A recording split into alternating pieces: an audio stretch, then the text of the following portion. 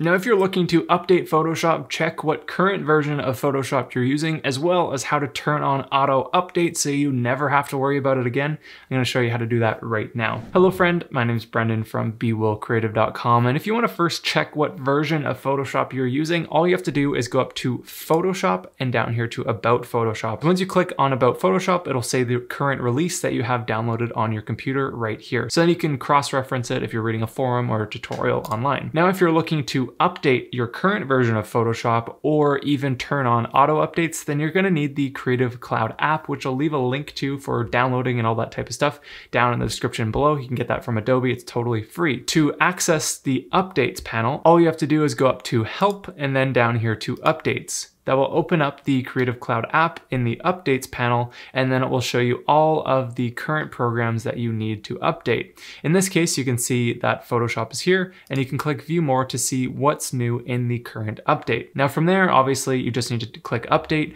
Photoshop will need to be closed down on your computer, so make sure to save any projects before you do this. However, if you're wanting to go and turn on auto updates so you never have to worry about this again, you can also do that as well.